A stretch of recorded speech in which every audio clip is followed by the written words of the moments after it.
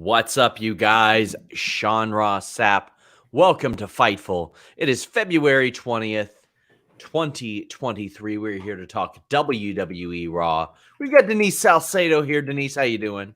I'm doing good. Actually, my eyeballs are hurting today, though, because I've been on the internet all day. So I didn't even turn on my light today because my eyeballs are hurting. My God. Your eyeballs are hurting, Denise. Yes. Well, you know what? You know what would make them feel better? FightfulSelect.com. We had the full rundown of tonight's show on FightfulSelect.com. We got an update on Trish Stratus. We had it earlier, but we'll cover it tonight. We also had today an update on a recent plan to have the Demon Finn Balor back and how some in WWE felt about it. But we're here talking WWE Raw. But hey, you know what? Over on FightfulSelect.com, the best $5 in the business, Alex and Kate are doing a post show as well. They covered Elimination Chamber. You will like it. Just give it a shot. But right now, while you're here, leave a thumbs up. Tap that subscription button right there. We got interviews with Zicky Dice today, Mia Yim yesterday. Unfortunately, Mia Yim yesterday. Street Profits tomorrow. We got a bunch more coming this week. Davey Boy Smith Jr. this week.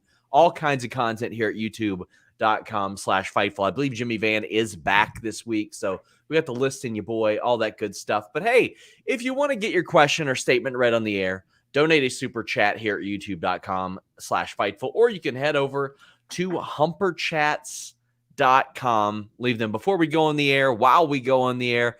Manwith even says, paywall Grapsody worth the $5 alone. Yeah, Grapsody doesn't ask Grapsody every 2 weeks. So it is a good time. Sometimes they go a couple hours on there, but we got Denise here with us tonight. We got WWE Raw. Denise, this felt, again, like a missable show. And before somebody in the comments goes, yeah, you're going to mention like 7 things that you like on this show, it still felt like if, for example, I watched you do a review on this show after Raw, I'd be like, all right, I get it. There were a few things that happened, but I could have watched this in 40 minutes. You know, I actually kind of have to disagree a little bit, Sean. I did like this. Yeah, I know. I thought you were. Usually I'm the first person to be like, this shit was boring today. But I actually Round 2.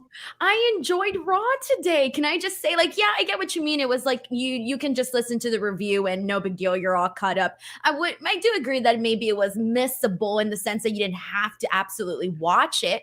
But I actually did enjoy today's show. I thought that there was a lot of WrestleMania stuff that you might want to be caught up on and whatnot. Yeah. And there was a couple of matches that I enjoyed on today's show, a couple of promos that I enjoyed. Yeah, I wasn't expecting for you to say that. It was, I mean, there's some stuff that I liked, but I felt like after the first segment, especially, that I was like, all right. But like you got all that you like cared about in the first segment. Yeah. Thank you to David Weissman for becoming a YouTube member. G Bro says, adrenaline, I took a nap. We're all here for SRS. And Aaron Busby says, just wanted to tell you guys the Elimination Chamber review made my whole weekend. Seeing you guys argue about the Sami Roman finish like siblings was the funniest thing in the world. Appreciate you all. Yeah, when people are like, oh, what's the dynamic with you and Denise like? I'm like, like the little sister that I want to kick down the stairs, pretty much. That's how our dynamic is. That's how I felt Saturday night. Well, you don't know how I feel about you in terms of how would I describe you as the annoying boss that I have to constantly be like feeding your ego 24/7 just to stay. You feed my ego? When? Yeah, all the time. When? All the time. When do you do that? I give you the most compliments that you receive from anyone. Yeah, that isn't true whatsoever. Dan the Man says, today is my birthday. Thanks for always making my night. Denise will always be the best. Well, happy birthday, Dan the Man. We appreciate you being here. I did have a lot of people say that they thought that Saturday was our best show. Are you serious? I got a lot of, so even my aunt was watching. So I went to dinner yesterday and my aunt was watching, and I guess my uncle and my aunt had it in the background, right? And then she didn't realize that my uncle had put the show on. Like she didn't realize it. And then she heard people talking and she turns to my uncle and she's like, is that Denise? And he was like, yeah, it's Denise who's on the show. And she was like, oh my gosh, she's so mad. Is it the uncle that I met? Yeah, my uncle that you met. Oh, Yeah. great. He's Yeah. great. And so when we went to dinner, that was the first thing that she brought up. Interesting. Yeah. I didn't know We've they got were watching. got a couple of nice Humper chats. Big shout out to Trey Cash. Before we went on the air, our friend Trey Cash sent in a lot of Humper chats that I want to give some time to. He says, hey, Sean and Denise, I know it's too early to say they dropped the ball on Bron Breakker. I thought for a while he would have been the perfect choice to dethrone Roman. Me too. He says, done right, he would have been more believable in my book than Sami or Cody. Love you guys. And I'll say this. So I don't do the NXT show or anything like that, but I feel like a lot of the reaction that he's getting right now, Denise, is a product of him being in the same state, in the same venue every single week. And these people largely seeing him as world champion for over a year now, because besides that small break where Dolph Ziggler was champion, it was Bron Breakker. I loved when I heard that he was the Barclays Center working main event against Akira Tozawa. He probably needs to be on the main roster live event loop, working guys like Akira Tozawa and Dolph Ziggler and Mustafa Ali in front of real crowds that aren't Largo, Coconut, wherever the hell in Florida that he's working. No disrespect to Florida, but it really feels like to me that Bron Breakker should get on the road with the main roster a little bit more. I'm surprised they don't have him going to SmackDown to work those pre-show dark matches as well. I would get him in front of live audiences, real audiences, as much as possible. So here's the thing. Now, I watch NXT each and every single week, and the reaction that was going on when Jinder Mahal was confronting Bron Breakker, it was kind of embarrassing because Bron Breakker is supposed to be your babyface NXT champion, and he's not supposed to be getting that reaction. And I do think part of it has to do with what you said about, being in front of the same crowd and this and that, right? But to me, the big reason that people are, turning their backs on Breakker or maybe not as interested in Bron Breakker, and the reason that I feel that it is because of the opponents that he's had. He hasn't had very hot feuds that I think have elevated him as a champion, unfortunately. There's only been one legitimate feud that Bron Breakker was in that I genuinely enjoyed in terms of match quality and also kind of the story around it. And it was, I've said it a million times on my NXT show, which is the Ilya Dragunov, JD McDonough whole thing. But people didn't care when he was feuding with Joe Gacy. It was horrible, actually. People didn't care when he was feuding with Apollo Crews because nobody was buying it. The Grayson Waller feud had a good start, but I don't necessarily think it met expectations. And so, Dolph Ziggler, I wasn't a fan of that whole thing that they did with Bron Breakker. I actually think it hurt him more than people thought at the time that it would. And I remember kind of speaking out against it right when it happened. So I think part of the reason is also the fact that the competition that he's had hasn't felt hot. It hasn't felt like a legitimate story that you can actually be really invested in. And one of the things that people are constantly telling me, and this is a huge thing that Bron Breakker gets from a lot of people, is that they think he's boring. And so they kind of have to spice it up on that end too. And so even though I was shocked with the reaction that he was getting when he was in there with Jinder Mahal, at the same time, I felt like we saw it coming weeks and weeks on out based on the booking of Bron Breakker. I think that's putting it very, very well. Big thank you to Trey Cash for the incredible Humper chats that he sent. We're going to spend some time talking about his stuff tonight that he asked about. Hannah asks if Solo Sikoa is injured. If not, do you know why he's been off TV? I don't, but if he's off TV this Friday, I'll probably start exhausting my resources and figuring out why. David Weissman says Bron Breakker should lose the belt to Carmelo, then go to the main roster. I agree with David Weissman here. I think Carmelo is the next guy. That's even if Carmelo doesn't go up before Bron Breakker, because there were some inquiries before the regime change. Carmelo Hayes is definitely a fan favorite, and he seems to be like the person that they want to see in that big match against Bron Breakker at NXT Stand and Deliver. Pavement Cut Your Hair says Bron Breakker needs to be in NXT and be their champ for 2 more years to learn how to face the hard camera where it is. That's Triple H probably. Listen, I cannot say much about finding the hard camera because when we did the GCW spot, I was so mad. So you told me the right way, but one of their employees told me the wrong way. What? Yes. No. I'm not gonna bury who they are because they did apologize to me afterwards. But yeah.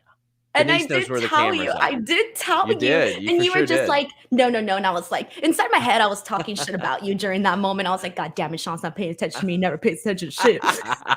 And then afterwards, I should have just done what I knew was right. But I was like, I don't want to fuck things up with what we agreed to do.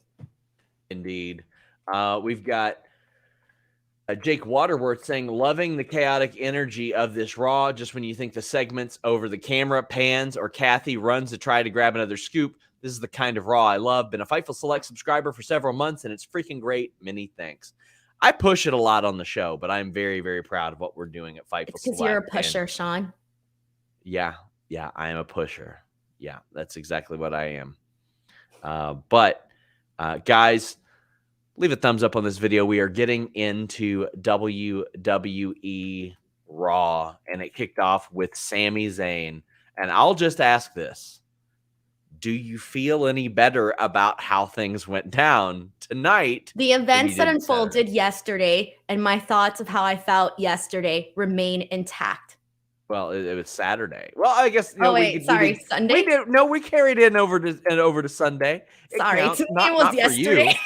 Not for okay, you. fine. The events that occurred this weekend and the feelings that I had for said events, my feelings remain exactly the same. Well, Sami Zayn came out and he said that he feels really, really special. He feels really great. He feels humbled by the reaction that he's getting, especially in Canada. And he said that he didn't get the job done, but he wants to bring out Kevin Owens. And it was like sort of him apologizing and him saying, you were right. I was wrong. You couldn't take the bloodline down together. I couldn't take the bloodline, or you couldn't take the bloodline down alone. I couldn't alone, but we can together.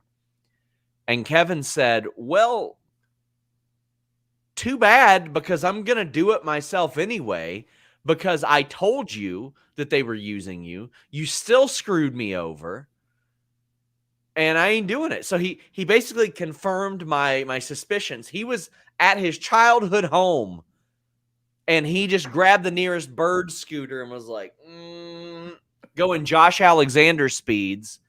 For those of you who didn't see me smoke Josh Alexander on one of those things, he's just putting there. He's probably stopping to talk to Rick Martel or something like that on the street. And he's like, I got to go do this bloodline thing. And then he whips ass and then he leaves. He said he doesn't care about Sami. He cares about the bloodline. That's it. But Sami wants to make this happen. I'm glad that he's kind of got to work for it, though, because Sami did a lot of terrible things. So Kevin probably shouldn't just be like, yeah, let's do this. What were your thoughts, Denise? I did like the Kevin Owens portion of this a whole lot, where he basically said, because when he did that whole part of I'm done, when he said that a while back, I forgot when exactly it happened, but when he said the whole I'm done portion of it, I remember at the time thinking, okay, if someone says you're done, like this has to be like, you got to hang on to that, right? If you're saying this, you got to mean what you say. And one of the big issues that, we had talked about in the past or prior, just in the past, we've talked about, people forgetting a lot of what was said in storylines. And Kevin Owens, the running joke was Kevin Owens was the guy that actually watches the show and remembers what actually happened on the show. So I thought it was funny that today he comes out and he's like, oh, remember what I told you that I'm done? Well, I meant it. I'm done. Yeah. And I did like when Kevin Owens basically said, I've been fighting the bloodline for months now, and I'm fine doing it the way that I'm doing it right now, basically, implying that he's not going to buddy up with Sami Zayn. And I was definitely a fan of everything that Kevin Owens had to say tonight. And I'm glad that they didn't just forget about what had happened months ago when Kevin Owens said that he was done with Sami Zayn, when they were over. Yeah, and meanwhile, Sami is just sitting there like, I'm like, what do you say fuck me for? I'm not laughing anymore about that. The first time you played it, it was funny. The second time it was all right. I'm going to play it all the time. bro, with all the Ariel Helwani stuff going on this week, people are like tagging me in the tweets and like bringing me up. I'm like, that's how I feel right now. I'm like, why are y'all dragging me into this? What do I have to do with this? We've never worked together. Everybody be Jesus. getting dragged in. Oh, well, You're like, I'm just trying to live my life, man. I am. I don't care what they're doing. Said Suka says, do you agree with Brian Alvarez that Sami should have beaten Roman, then dropped it back a week later just to drop it to Cody? He says, to me, that would be idiotic. 900-day reign to lose a month before the show. Be smarter. I think he was talking. I listened to that. He was talking specifically about the moment and about how it was a once-in-a-lifetime opportunity to basically have Sami Zayn and have a moment with Sami Zayn actually winning the bout. I don't disagree with the people that think that Sami Zayn should have won. And I think that Cody put it really well. He's like, man, for a long time, there weren't any contenders. And I mean, that's something that I would say on the Q&A shows when people say, who beats Roman? I'm like, TBA. That person doesn't exist yet. Same thing with Gunther Walter when he was UK champion forever. So like, who should beat him? I'm like, nobody yet. That person doesn't exist. Let that person stroll in and they don't give you a decision. WWE is in a very good position right now that they have two people that are in that position. Because for years, Denise, they couldn't make a babyface to save their lives. Like, it was really, really bad. Now they got two really good ones. And I'm very happy about that. Johnny Darling says Denise was way off on the pay-per-view main event. No benefit to having Jay turn. The reaction was in him showing up, which got a huge pop. This way there's still tension and uncertainty. And they showed that when no one else gets it done, Roman will himself. Denise, do you have any thoughts on this? I've said my piece and I refuse to be goaded into bringing you more super chats unless you're going to give me a bigger percentage of said super chats. Listen, you can be goaded and I will be goated. Rate, bro. Huh? I'm here on a flat rate, okay? So, let's be real. It's a good flat rate. So it's a good flat rate. Gonna be, yeah. Did you did you not make good money Saturday night? She did. She did. Mr. Straight Fire said, my setup for the tag team title tourney for the number one contenders. KO needs a path to Mania. Asks Sami, who reluctantly agrees, although he doesn't want to face Jay because they're still cool. This leads to a Jay and Sami face-off with the greatest double hot tag ever. So, to Mr. Straight Fire's point, I loved when Kevin's like, why don't you ask your buddy Jay to help you out? I was like, damn, that's a good one. Because everybody's had that. Like, there's a bit of jealousy in Kevin Owens' thing, but it's justified jealousy. Orion Ben says, only reason I disagree, Denise, they have 6 weeks to fill till Mania. They couldn't blow the whole load on Saturday. Folks would complain. They're stretching this out. Well, I respect your, I respect your terminology. Pavement Cut Your Hair says, KO's promo tonight gets a golden up. That's a shout out to Simon Miller. We love Simon Miller around these parts. Great dude. David Weissman says, I would love to give up my political writing and commentary to do what you guys do for wrestling. I probably get more weirdos than you do, my friend. It's bad. And Simmons says, but I mean, the good people are great. Like, I love the good people. But the bad people are bad. They are bad.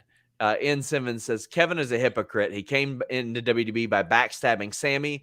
If I'm Sami, I would tell him I've always forgiven you. Well, Denise, if Sami won the title, that's what I immediately saw the follow-up as, was Kevin Owens embracing him and being super happy for him. And then it's a replay of the Neville title win in NXT, power bombs him on the apron. Everything comes full circle. Who knows? That would have been crazy. Now, Trey Cash spent some good money on Humper Chats here. I want to spend some time with him. He says, hey, Sean, I know he's not going to wrestle, but could you see The Rock showing up at Mania, possibly costing Roman the belts or possibly helping Roman win, saying to Roman, I acknowledge you. That'd be a better passing of a torch moment than the match. Well, Denise, and to Trey specifically, I think that him acknowledging Roman should be after their match. I think that both can happen. I would be completely fine with The Rock showing up and costing Roman Reigns a match. I would be fine with it being like Raw after Mania, even. So you're still thinking there's a possibility of The Rock versus Roman at some point? Yeah, because Triple H didn't close that door verbally. He's like, we have those conversations every single year.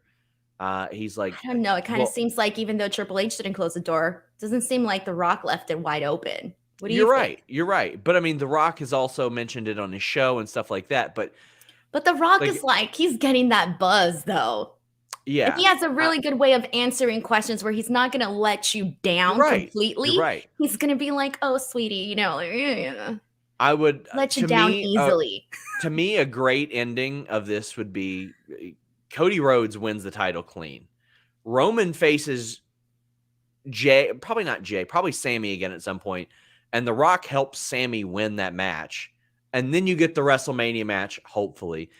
Roman beats The Rock, and then the Roman or The Rock puts the lay on him, all that stuff, acknowledges him, passes the torch, all that. I think right now I'm just a little bit, now that, basically that it's been shut down, that it's not happening at WrestleMania 39, I will tell you, I pretty much kind of lost hope of that match ever happening, because it's not like if WrestleMania 39 in Hollywood just crept up on The Rock. Everyone and their mothers knew. So, the whole, not being in shape in time, like, let's be real, he knew. That's bullshit, yeah. He knew. And so for me, it's like, well, if it didn't happen then, the chances to me have gone down like a whole lot. And never say never, but I mean, it just went down a whole lot in terms of my expectations of whether or not I actually see this happening. If they were to do it again, to me, like that's like the biggest stage. Obviously you have WrestleMania. Sure. You have it in freaking SoFi Stadium in Hollywood. Like, it doesn't get bigger than that. I think there are ways. I mean, obviously, any year that The Rock doesn't do it is the percentage decreases. Right. Doing it in the same city where The Rock had to show up and endorse Roman Reigns, which is Philadelphia, where they were getting booed out of that arena, I think can play well. To me, doing it when there's no title is way more intriguing because it's WWE, and they just might not be able to help themselves to have The Rock go over. But if it's for the title, there's really no path. Roman, and I was really hoping we would get it for WrestleMania 39. But truthfully, like my hopes have gone down way down. I get it. But I would like to see. I think it'd be great if like The Rock opened up the show, kind of like what he did with the Super Bowl. That'd be fun. But Trey Cash also says, Sean, I'm a huge Roman mark, and I never felt Sami was worthy enough to beat him. But even I was cheering for Sami by the end of this match. Sami's giving me real Mick Foley vibes. I think Sami is so over now, it'll carry past this story. I think so too. I mean, Sami has always been popular and over and enjoyable. And when he re-signed Denise, there were a lot of people going, oh, like he could have went to AEW. Think about how bad that would have been for him. I mean, not bad. I'm sure he would have found something. Because it wasn't bad for Bryan Danielson. Exactly. But he's Adam one of Cole. The rare ones, though. Yeah, well, but I mean, unfortunately, Adam Cole's situation was different, right? His situation was totally different. But you look at what Sami Zayn is doing now, and almost objectively, he made the right decision. But there were other people that made that move objectively that it was the right decision as well. But yeah, I think that Sami is very special. I love the comparison to Mick Foley. Well, part of the reason why we were talking about the bloodline story working and why it would only work with Sami Zayn was because of Sami Zayn himself. He has the natural likability, and that's going to happen with whatever. He's still going to be naturally likable. Like, that's not something you're going to be able to take away from the guy. Armandus Amazing says, Sami versus Jay is the match we need at Mania, where if Sami wins, he faces Roman Night 2 for one of the belts. I think that ship has sailed. I think that they're not doing that. So much of defeating Roman is in who is the first person to beat him since 2019. And then I feel like if they do it again the next night, it's more of a foregone conclusion. Well, Baron Corbin came out, and last week, Denise, you were saying, why wasn't Sami mad at Corbin? Why wasn't Corbin mad at Sami? You see what I mean? At least this time he was mad enough to go out and attack him. Thank you, Baron Corbin, proving my point. Baron Corbin is an old big Eric Young looking ass right now. Like, he looks just like Eric Young right now. But Sami Zayn beat him. And I like the stories they're telling. WWE is doing some creative things with the way people are losing. Nikki Cross, Chelsea Green, Baron Corbin. Chelsea Green is a giant Karen. Nikki Cross is losing all of her friends and going crazy. And Baron Corbin is a bum ass, but it gives you reasons that they're losing all the time. Mustafa Ali for a while as well. This accelerates the Sami Zayn thing, and it continues the downward spiral for Baron Corbin. So this made a lot of sense to me. So and this made sense to me too. But okay, so there's this saying in Spanish that go whenever someone's like involved in everything, you say están todo menos misa. That's basically saying like you're everywhere but church, kind of saying you're everywhere you shouldn't be. And that's the way that I see Baron Corbin when he was in, with Cody Rhodes, and they ended up having that whole attack, the whole match, and not even was it a whole attack, whatever. And then this with Sami Zayn. To me, it's like Baron Corbin is everywhere that he doesn't need to be. And that's how I'm seeing right now with Baron Corbin. I'm sorry, that's what popped up. Like, he's everywhere he doesn't need to be. Oh, man. Pavement Cut Your Hair says, what time is it? It's ad read time. And Pavement says, can you let Denise do an ad read tonight, please? No. Damn, rude. I mean, contractually, I have to do them. I'm sorry, I'm not good enough to read the ads. But you know what you can do?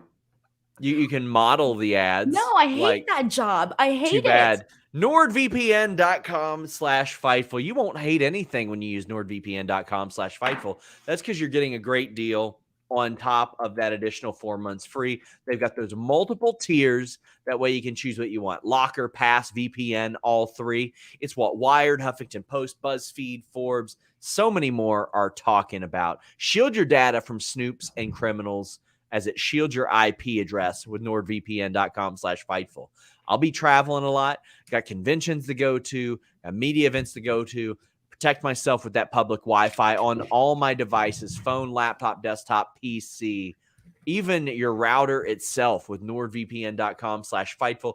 Get pay-per-views at a much more affordable rate by subscribing to overseas services. You can get access to a lot more content.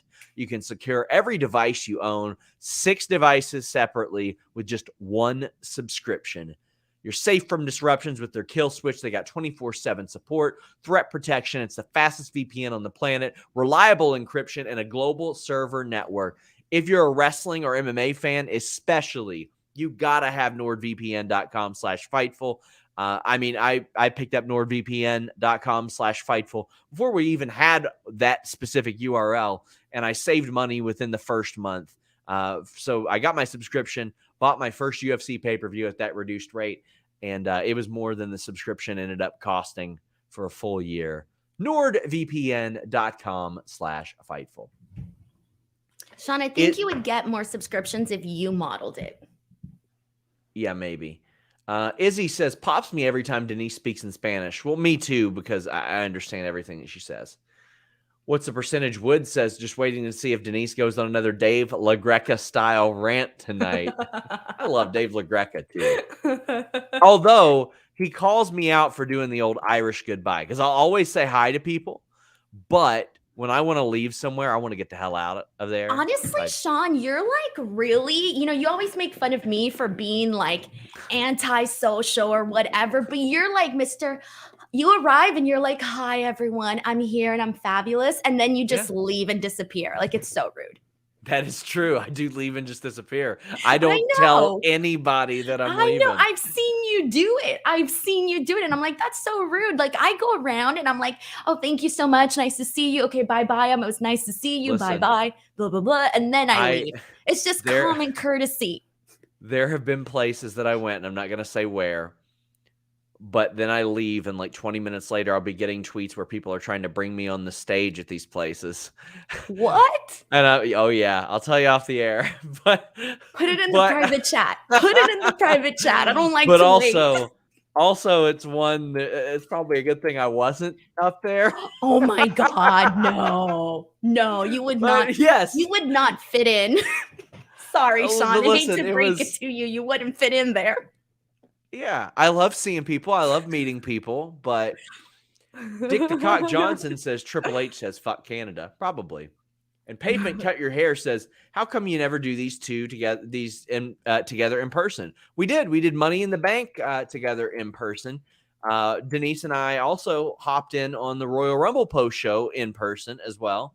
Yeah, but that one sucks because we were all botchy and robotic and glitchy because of the Wi-Fi. If we are ever in the same place and it makes sense, or we have a studio, I ain't going to Kentucky.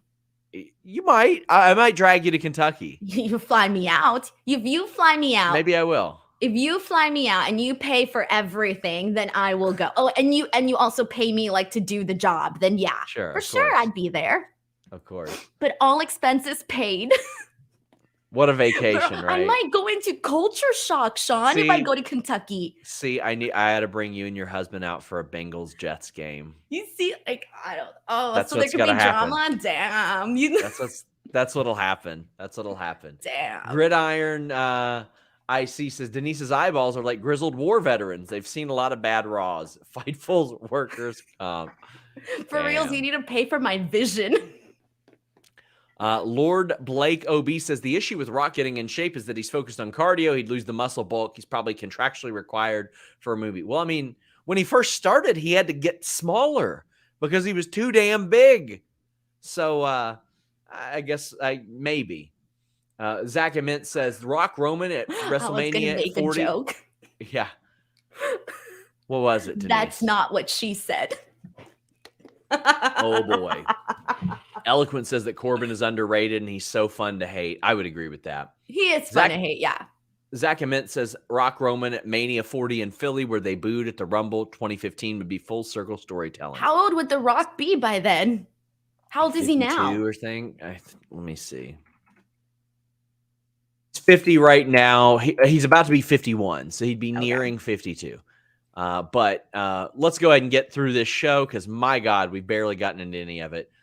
Chelsea Green was sent to Ottawa, Illinois, instead of Ottawa, Canada.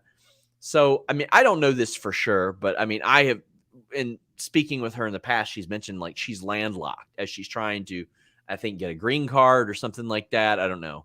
But like she can't go back to Canada. So that might be one of the reasons behind it. But this was very, very funny. I like that. I don't know how that works. I thought you could go back home. Me neither. I don't know. I'm not the immigration master here, but we got a Rhea Ripley Dominic sit down interview. Rhea Ripley's going to SmackDown this Friday. Dominic is going with her. Rhea Ripley has made great leaps from her promo work. I think like this is a promo that I think would have been received a lot differently a year or two ago, and I think she's doing great. Dominic also, just for what he does, is great. I just love that he's tagging along. But I thought this was good, and this makes an awful lot of sense. And I'm ready to see Rhea get this title, honestly.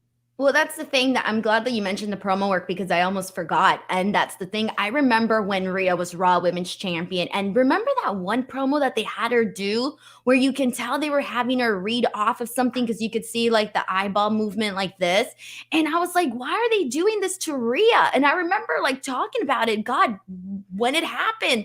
And it is night and day. I mean, everything with Rhea right now is night and day. And so for me, I loved like the confidence in her when she said, what did she say? Let me see. I wrote this down really quickly. When she said something, I lost it somewhere in here. I honestly forgot she was even Raw Women's Champion, to be honest with you. Yeah, there you go. Okay, when she said that right now in the present, I'm the best bloody woman here in WWE, I bought it. Even knowing that, Becky Lynch is there, Bayley is there, and, all these other people that have accomplished more. When she said it because of the confidence that she has, you bought it. I didn't question her at all. I'm like, okay, she's the best bloody woman in WWE.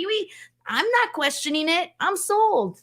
I hope they lean into the fact that not only did Charlotte beat her at WrestleMania, beat her at Money in the Bank to win that title back from Rhea Ripley in 2021 as well. So I would love that. And I like that she basically threw a shot at Charlotte for always wanting to talk about only the past and not wanting to acknowledge the present. That was good. That was good. What's the percentage? Wood says flying Denise out sounds like Sean needs to send Jimmy another expense report. Hey, listen, we aren't sitting at 11,000 subscribers like we used to. If you guys You guys up those Fightful Select subscriptions. Anything is possible. We're gonna do a vlog. Denise and Yeah. Sean hang out in Kentucky. Yeah, you'll see all the horse art we have here. Oh God. Ryan says, this isn't a Raw related question, but with Jay White losing to Eddie Kingston, who is the favorite to sign him, AEW or WWE? I think the favorite's WWE. I don't think that AEW is out of it, though.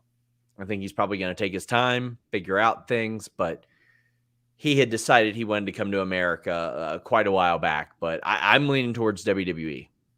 Whatever he does, I'm excited for him. Can you wear 2 hats next Monday on this? What? Oh, okay, I get it. Mike says, Sean, I see Hurt Business reuniting next week. How about you? Well, let's talk about that. Very, very weird. MVP is backstage with Omos, and he's like, hey, Brock, Omos wants to face you at Mania. And I'm thinking, no. Hey, no, don't do that.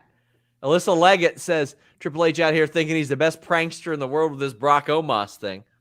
Listen, Omos is very nice. We both met him in person. Incredibly kind guy. I ain't wanting to see him face Brock Lesnar unless it's Brock F5ing him like 6 times. But you know what? I can see that on any given Raw. I can see that on Backlash. I can see that anywhere. I don't want to see that in Mania. What the hell is going on? Jaden Fox says, I hope Brock says no mas to Omos. I tried. I can't watch Raw live. Ad breaks kill any momentum. There was a lot story-wise to be unenthused about. This one was confusing. Now, I will tell you guys this. Hurt Business was together on Main Event. Cedric wrestled. Shelton was with him.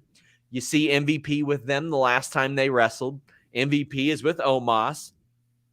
Bobby Lashley came out, beat up Elias, said that he's going to beat up everybody. Let's talk Brock. Let's talk Hurt Business first before we talk about this Brock match that we hope doesn't happen. All right. I don't got anything to say about Hurt Business. Great. Then talk about Brock not thank accepting you. his match with Omos. I've got nothing on Hurt Business anymore. I'm all Hurt Businessed out. Okay. Here's the thing. On last Monday, when we were sitting here, we were like, oh yeah, it's probably going to be Brock Lesnar versus Bobby Lashley at WrestleMania, right? That was the thought process. Then on Friday, all of a sudden it was, oh, I guess it's going to be Brock Lesnar versus Bray Wyatt at WrestleMania. Now, Monday comes, and now we're talking about Omos and Brock Lesnar potentially at WrestleMania. Now, do I buy it for 1 second that that's the match we're going to get? Absolutely not. And if we are, please, you have 40 days to change it because that's not what anybody wants to see at all. I don't know what loop-de-doo they're throwing us here with Brock Lesnar, but it feels to me like there's nobody else that I feel we've been sitting here saying, oh, they could have 3 different opponents. Maybe besides Roman and the whole Cody situation, but anybody else? Not really. Yeah. And the fact that we're sitting here talking about 1 second he's going to be with Bobby Lashley, the next he's going to be with Bray, and then the next we're here talking about Omos. I'm sorry, but this was completely out of nowhere. And you know what I kind of hope? I kind of hope that Omos and MVP come out on Monday and that they do their whole "so Brock, are you here?" thing, and then nothing happens. He just doesn't come out at all. I would find that so freaking hilarious. That would be like, I want Brock to no show. I don't want to see Brock on the show next week just for this to be funny to me. I'm sorry to the fans who are going to be there. Ryan Besco, we will get into the Trish situation during that tag thing. You haven't missed it. Don't worry. Orion Ben says, Denise and Sean in Kentucky is like Stokely versus OC for the belt. That would be good. That would be fun. What's the percentage? Wood says, after what happened over the weekend, I need an updated percentage on Jay White to WWE. I'd say 70%. I would say that New Japan somehow is down to like 1% now. Jared says, Braun to the main roster this soon would be death. Has no real personality, no standout matches or feuds. Let him find himself more down there. You know, I could see Paul Heyman adopting him in the future as well. That would be a natural thing. I mean, he always goes for the younger, stronger, bigger dude, or at least according to him. Poor Braun. But yeah, they need to shake things up for him for sure. Broadway Joe says the way things are working out, actually, yeah, we could see WrestleMania night 1 be the rise of Judgment Day, night 2, the fall of Bloodline. Could they be the focus of the 2023 WWE? I mean, I don't think that like beating Edge would necessarily cause like the big rise of Judgment Day or anything like that. We did report on FightfulSelect.com today that Demon Balor was supposed to be back for Royal Rumble, but that didn't happen because of Edge's filming schedule. So if they were to do this match again at Mania, I think they would have to add some real juice to it because Edge and Finn? Yeah, we'll talk about that later, though. Mustafa Ali defeated Dolph Ziggler. I thought this was going to be like a 10-minute, like technical back and forth match. It was abrupt, but I actually loved the finish to it. It was Mustafa Ali doing a handstand to avoid the Faymaster, then rolling him up with a crucifix. A fantastic finish. And I think that for what the story that they're telling, that works just fine. I didn't need to see 10 minutes of this as much as I would enjoy to see it before I saw Mustafa Ali pin him. I think Mustafa winning is right because all that shit he's been talking paid off. I really want to see them as a team. Like, I don't know what they'll achieve, what they'll accomplish, but like, I just think of them having like a really good match with Cedric and Shelton on Raw that goes like 10, 15 minutes for a top contender. I imagine them working like Alpha Academy and having really good matches. Street Profits. To me, they are an out of left field team that right now is like, what the hell else are they going to do together? Mustafa Ali has been involved in so many different people. Lashley, Rollins, Ziggler, all these people with no real finality to any of it. And I see this as him shoehorning his own way in there. What did you think of this, Denise? So I did love the finish, like you said. I thought that was very unique. I was a fan of that. The only thing that I don't like is how they're presenting Mustafa Ali as this guy that, oh my God, he got a win. Woo, this is amazing. Like, they're making him look like, I don't know, like bad. They're still making him look bad in the way that he got the win. Like, oh my God, we can't believe it. He got a win.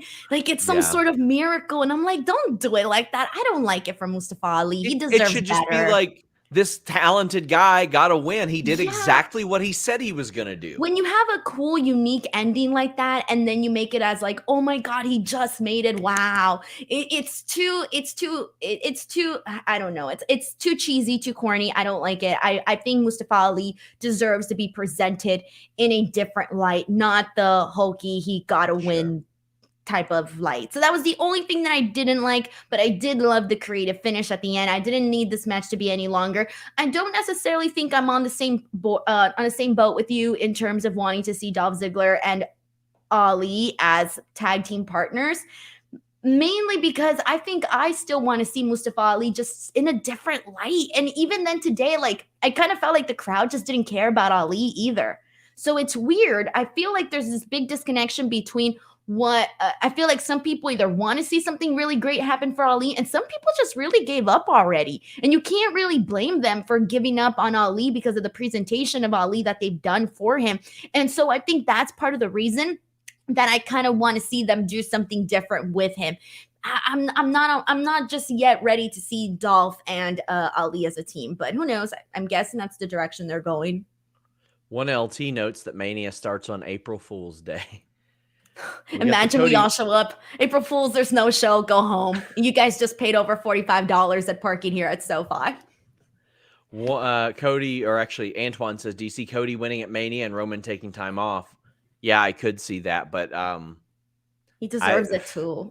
I would also like to see like what the story looks like around them, because Roman might need to be around as well. And what's the percentage? Wood says with Cody and Roman in Mania, Cody is likely winning, right? Like, I'm really worried Roman is going to walk out with the win. If you had Roman beat Sami and Cody, oh boy, that'd be bad. That'd be bad. Well, tonight's promo actually didn't hit for me very well at all. Okay, hold on. Just to paint a scenario. What if he beats Cody and Sami? I agree, it would be bad. And then out of nowhere, you just hear at the end of night 2, Roman's like, yeah, I made it. He has 2 bouts. And then you hear, if you smell. What if you heard Goldberg's theme? Oh, God. I'm a fan of Goldberg, and even I know that ain't the way to go. And then he beats him like Charlotte did Ronda at the. I think there would be riots. Well, this promo, it just wasn't it for me. Wait, what are we talking about now? Heyman and Cody. Oh. Heyman's backstage cowering. And basically he says, I'll never tell you that after Roman Reigns beats you, he'll keep your wife warm at night. He's a happily married man. He goes, but I'm not. And I was like, I get it. He's trying to make it more personal. I understand what he's doing. But Brandy is back there like, who the hell told you tonight was open mic night, bitch? She's foaming at the mouth. She's in Atlanta right now, like Scrappy Doo. Like, let me at him. I want to see Paul Heyman and Brandy go off on each other. I want to see Brandy for this angle to neutralize Heyman because I believe she could neutralize Heyman. Yeah, I believe Brandy Rhodes could kick Paul Heyman's ass. Look, I want to see it too, but at the same time, in my recent memory, I have Brandy and Dan Lambert in my recent memory, and it's not great. So I would be a little bit hesitant with what the execution would be like. And you don't want anything to stink up Cody Rhodes' baby face. Like, you get what I mean? Well, I don't need her to cut a promo. Like, I would just love for, like, when that music hits at WrestleMania, she comes out there and they pan back over to Heyman and Heyman's like, fuck. Like, all this shit I talked. I would like to see her say some stuff to Paul. I think it'd be funny. I would love to see Paul take a spear from her on the outside. She can do a hell of a spear, by the way. But yeah, this promo wasn't it for me. But I do understand they're trying to go the personal route. And if that's what they're doing, I see why they're doing that. I didn't hate this one. It went a little bit too long, and I don't necessarily think that, because here's the thing. What happened last week when they had the whole Cody, was it last week? No, the week before that, Cody and Paul, when Paul did the whole line about, Dustin's favorite son and, Roman being the son he never had, blah, blah, blah. That one hit hard, right? Like that hit hard. This time it felt like we sat through this whole promo with Paul Heyman, but the ending of the line, the one that was supposed to hit hard just the same as the last one, was the one about, him not being a happily married man. And so I don't necessarily think it hit the same way that the first one did with that first interaction with him and Cody. And I think that's what it was intended to be, but it didn't hit the same. Tell you what else hits hard. Regular trimmers ready to taking care of those pubes. Use manscaped.com and the code FIGHTFUL. Using manscaped.com and the code FIGHTFUL gets you 20% off plus free shipping. And listen, it's not just for your balls, even though they do have the Performance Package 4.0, the Perfect Package 4.0, the Platinum Package 4.0. We're talking lots of solutions. We're talking the lawnmower. We're talking all that good stuff. Boxers even. But it's got you covered everywhere in the bathroom, even the shower. They got that ultra premium collection. It's the skin and hair care kit. They've got the Beard Hedger Pro Kit. It has all kinds of great stuff. A beard trimmer, beard comb, scissors. Lots of solvents there as well. The Weed Whacker ear and nose hair trimmer. They even have the Buff Bundle, which is the full body shower kit. Anything in the bathroom, you can just deck out with manscaped.com, code FIGHTFUL. Save 20% plus get free shipping. You want to check this out. You do not want your nutsack looking like John Moxley when he does literally anything. So take care of your balls. Take care of your nose. Take care of your ears. Take care of your body. Manscaped.com and the code FIGHTFUL. Love them. Got my my Beard Hedger Pro Kit on the way right now, actually. Shout out to Chris Gibbs for becoming a Fightful member. Asuka beat Nikki Cross. Bianca was on commentary. And Bianca showed up after the bell rang, but I thought this match kicked ass. This match was a blast for me. Like, Nikki Cross doesn't a lot of times get to go out and just put on bangers like this, but she was putting on bangers tonight. I also thought that second rope DDT should have absolutely finished it. Like, I don't want anybody kicking out of that damn thing.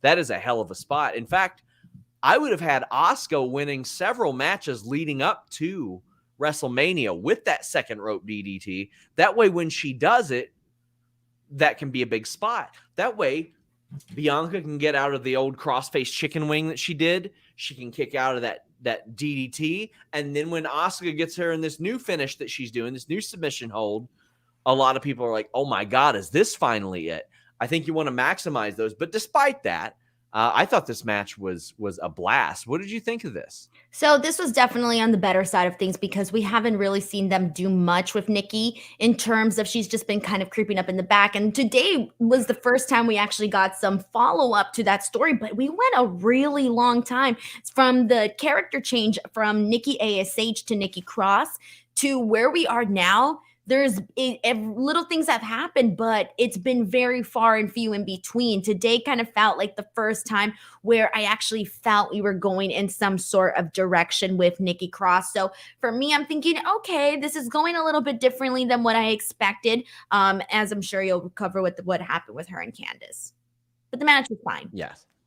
Jake Waterworth says it seems like WWE are trying to set up another monster title run for Asuka, which sounds great, but my concern is, what do you do once you beat her again? What's the right way to book a monster after they've been beaten? Could ask the same for Roman. Well, I mean, that's been one of the big things in pro wrestling in general. It's like, well, what happens after Vader loses? What happens after Yokozuna loses? What happens after what happened after Omos lost? Well, not much. I wasn't expecting you to throw in Omos on there. I mean, like these monsters. Now, granted, those were oversized people. That's not what Asuka is, but that's the struggle in a lot of the follow up. Orion Ben says the highlighted tonight was the ladies and Alpha Academy. Well, let's talk about the ladies a little bit more. Candice is being interviewed backstage, and Nikki comes running off and whispers to her. Candice says that it's because all of her friends are gone. She's alone. KE775 says, where's this going? And the line drive says, I don't know why, but the Gargano's gimmick, being the people who become the adopted family for all the weird, forgotten, misunderstood wrestlers, is the sweetest gimmick in wrestling. Nikki and Loomis. I actually really like that. This very normal, cohesive, like, they're literally parents, but just remarkably normal father and mother that adopt a lot of people that just don't necessarily have somebody. I think that's an interesting dynamic that maybe we haven't seen before, Denise. I didn't even pick up on that until like right now that it was mentioned. So it does make it feel a little bit better. But I'm wondering, like with Nikki, is she supposed to be like emo now? Is that what they're going to do to her? She's going to be like emotionally distressed, because that's what she looked like to me on today's when she's like whispering to Candice. And I did like that Candice was like showing concern where like 1 minute she was frightened by Nikki, or maybe a little irritated by Nikki, whereas she completely changed her direction immediately after and was like where it went from like off-putting to concerning. I like that. Yeah, but I do want to see them here's the thing with Nikki Cross though, and with Candice and all of this, is that they start something and then they don't really follow up on it. And I want to make sure that they actually follow up on this to the point where it doesn't drag out too much, because that's what I feel they've been doing. Yeah, I would agree. What's the percentage? Wood says, do you think this Nikki thing leads to EY coming back? Possibly. And Candice said that Johnny will be back sooner than later. Carmella is backstage. She's going to face Asuka next week. She looks so good. Oh my God. Yeah. Carmella, I was like, I need to screenshot her, put her picture right in my refrigerator so that I double check when I go and get some snacks, because she looks so good. Seth Rollins defeated The Miz. The Miz had a little something extra tonight. Now, he had Maurice with him. Maybe he's trying to impress her. I don't know what the hell's going on. But they got some announcement coming up. Maurice is always great. I want to shout out Kathy Kelly. I thought she played off of them really, really well as well. But Miz, like in this match with Seth Rollins, was like he had some extra jump in his step. Like I've not seen him perform. Pep in his step. Yeah, whatever. I don't give a shit. But he hasn't performed that well in the ring, I feel like, in a long time. And not necessarily terrible performances or anything, but tonight was really, really good. I was ready to hate this match. I was like, when I saw that it was announced, I was like, I don't care. I know I'm supposed to care, but I don't care. And I was ready to hate it. And then I was watching it and I was like, oh shit. Like for a split second, I forgot I was watching The Miz, honestly. And then I was like, oh yeah, you're watching The Miz. And it wasn't bad at all. I agree. I noticed a little difference in The Miz. And I thought this was pretty okay. I liked it. Yeah. Seth Rollins gets the win. You know Seth Rollins is getting the win here.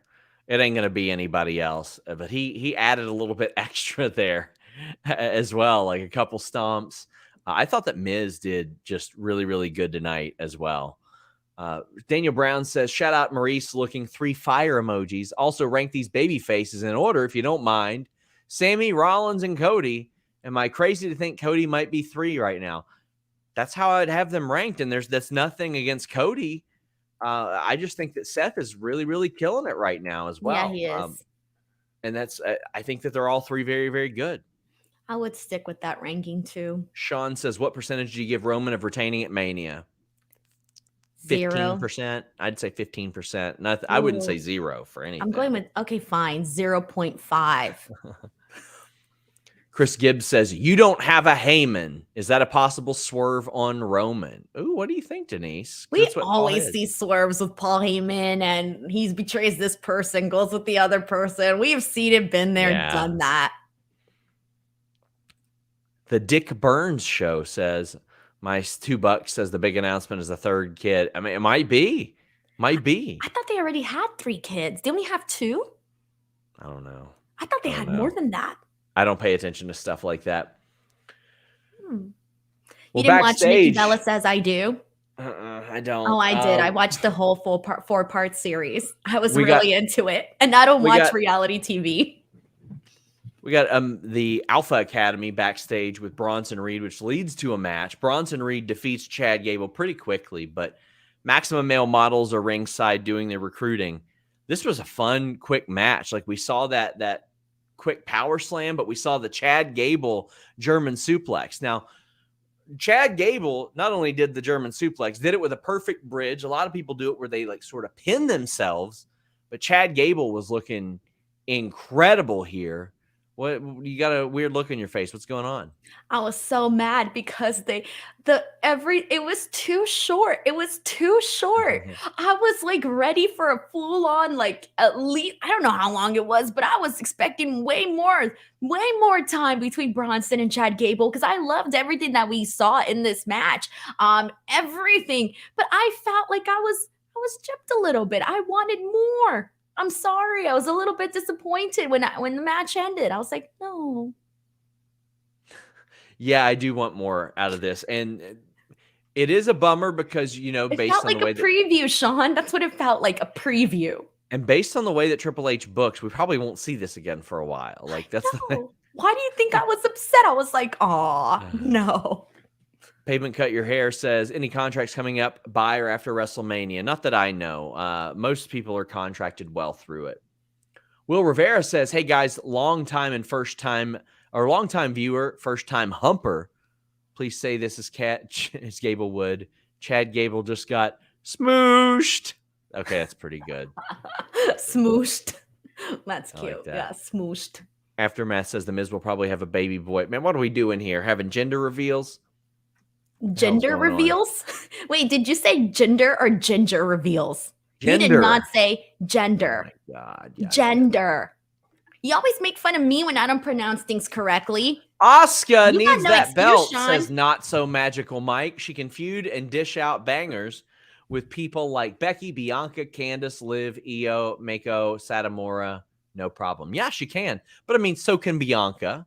I mean, she can do that. But I mean, Bianca has had the title for a year, so maybe it is Asuka's time. Ding dong, hello. So this is an interesting one. Trish Stratus was supposed to be on this show. FightfulSelect.com reported that it was originally the plan. She was there and left. Don't know why. Don't know the context. Don't know anything. When I asked, hey, what's going on? I was told just a creative change. It was kind of downplayed, but this segment it seemed very last minute and thrown together. Now, some notes. I love that Becky, even though she's the man again, she's still doing like her outside the box style stuff because I think that's really cool. But this did seem like very quickly put together. And all of a sudden next week, Lita and Becky Lynch are challenging for the tag titles. What? They're throwing me for a loop here because I was under the assumption that we were going to get Becky, Lita, Trish, and Damage Control, right? Like, that's what we were leading to, right?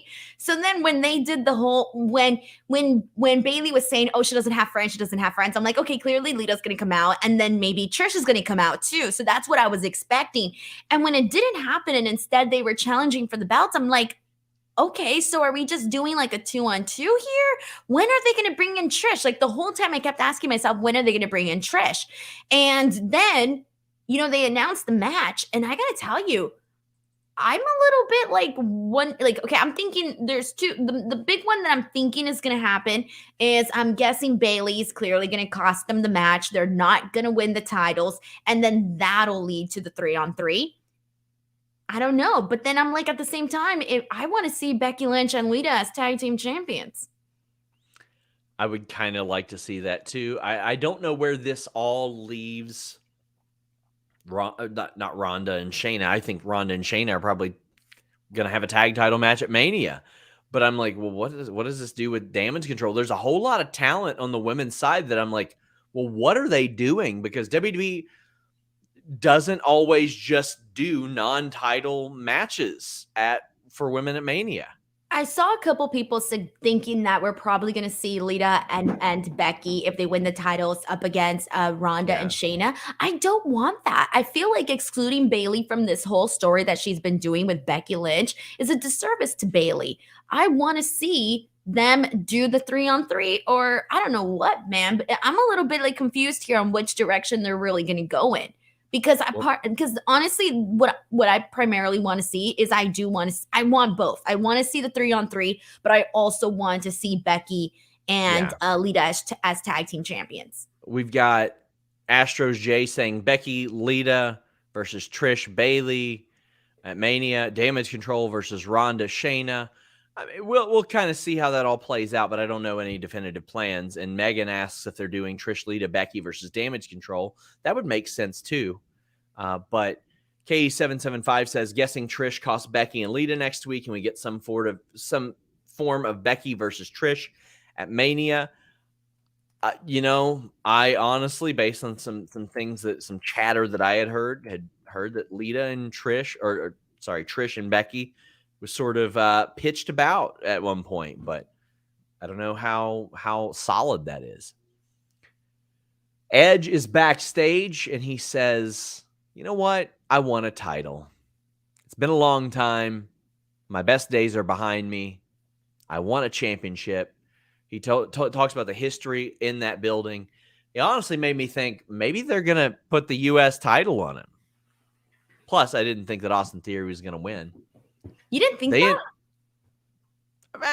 I did. I didn't think Austin Theory was going to beat Edge. I don't want to say not. I feel like he can win, but I also felt like some shenanigans had to happen, and They did.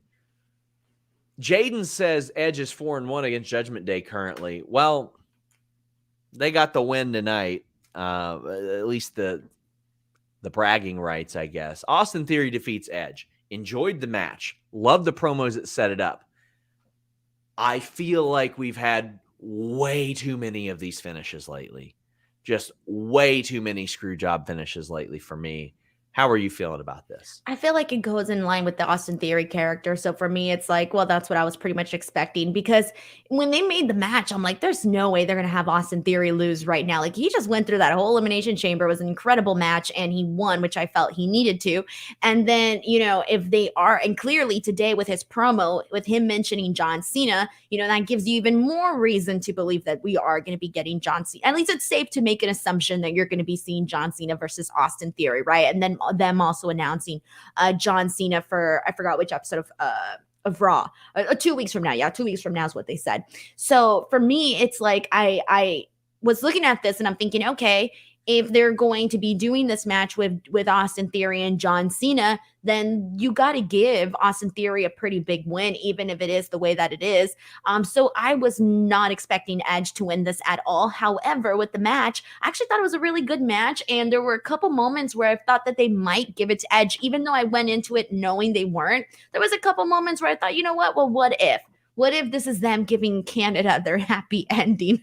And so, but I didn't want to see Edge win here just because I felt that it would have kind of it would have hurt Austin Theory a whole lot. And I think right now he's still in the recovery period after the whole Money in the Bank cash and fiasco that they did. And again, if you're going to be facing John Cena at WrestleMania, you at least need a little cushion going into it. You know, I don't disagree with that. I think that's a very good point. Izzy says, all for 2015 Peyton Manning run from Edge, acknowledges at the end of it and wants to ride off as a champion. Yeah, and that's the thing. He did ride off as a champion at one point, but then he came back. So, I mean, I would love that to be the story. He's like, I could have left on top the way that I did, but I wanted to come back.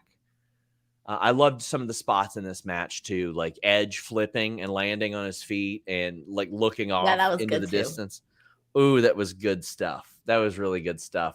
And the body press like to the back of Austin Theory's head was different as well. Aftermath Pro Wrestling Podcast wraps us up. Damn.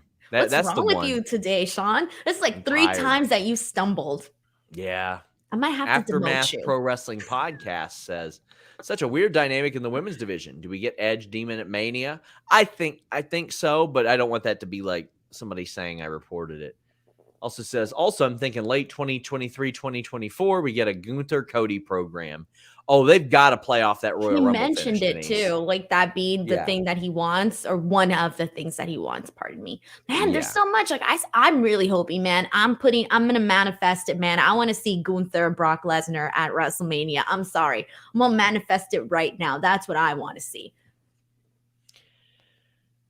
Denise, tell the people where they can find you. Oh, okay. Well, you can find me at _ Denise. Is this the right? Yeah.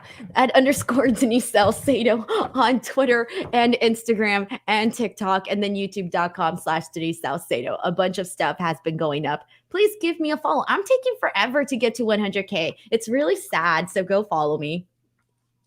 Well, I share your struggles, but on YouTube. So subscribe to our channel here. Guys, thank you all so much. Until next time, I want to thank our moderator, Luis. We're out.